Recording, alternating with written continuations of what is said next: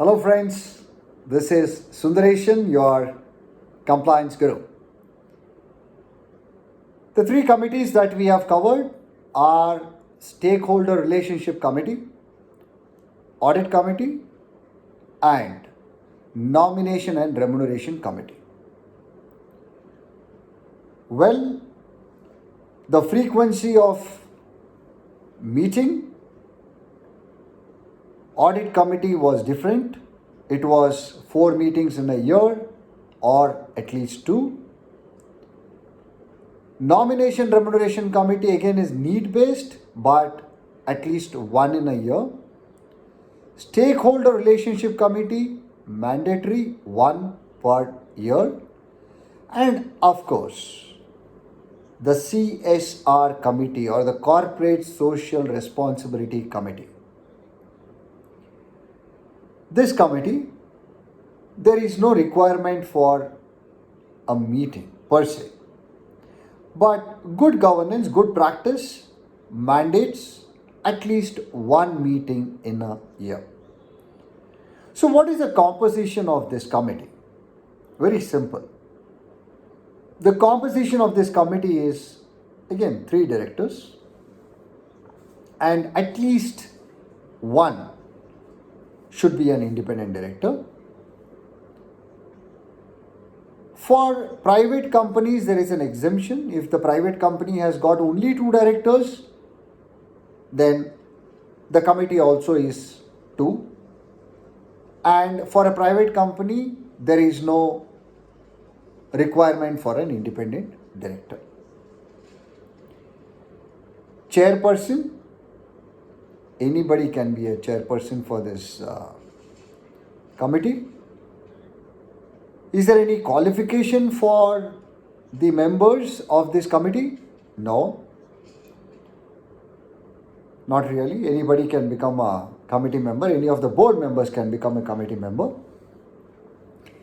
And of course, the most important thing is, what does this CSR committee do? But before that, we need to understand, when will there be a requirement to appoint a CSR committee? There are 3 threshold limits. The first is, of course, the net worth of the company if it exceeds 500 crores or more. The second, the turnover of the company if it crosses 1,000 crores or more. And the third one is the net profit of the company if it exceeds 5 crores or more. Should all these threshold limits be together? No. Even if one of these limits is crossed, then corporate social responsibility rules are applicable. For both private company and public company, yes. Irrespective of whether you are a private company or an unlisted public company or a listed company, these are the threshold limit which triggers the appointment of a committee. Now, after the committee is appointed, what is it that is required to be done? Very simple. First thing, a policy.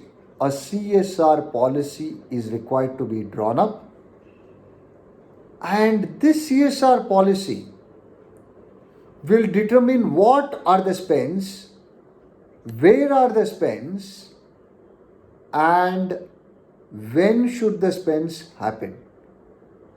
Very important, because how much to be spent, a board may communicate to the committee, which is 2% of the net profits of the company is the allocated amount that is given to the CSR committee, And CSR committee will then have to identify the projects where the company is going to spend this money. Many school of thoughts or schools of thought is, oh, CSR committee, it's okay. I mean, we can be a committee member and there are no liabilities when I am a committee member in a corporate social responsibility committee. No, sorry. In fact, since there is spend of shareholder money, I think the committee which comes next after audit committee and which is most important committee is a CSR committee. So for a moment, friends, please don't think that, oh, CSR committee is a committee where you can be part of the system and then do nothing and then, things just happen. No. In fact, the reputation of the company depends on the right spend of the CSR funds. So, the responsibility cast on this committee is to judiciously and carefully spend the allocated amount into various projects. What if we are not in a position to identify proper projects or suitable projects? My recommendation is, when in doubt, just cut one single check in favor of Prime Minister Relief Fund, deposit the check, and you can still tick the box comfortably saying that the compliance is done. That is CSR committee for you. And these 4 committees that I have discussed are mandated under law to be constituted, and these committees are responsible for those functions which I have listed out in the last few videos. Keep questioning, keep in touch, stay compliant, stay safe. See you soon.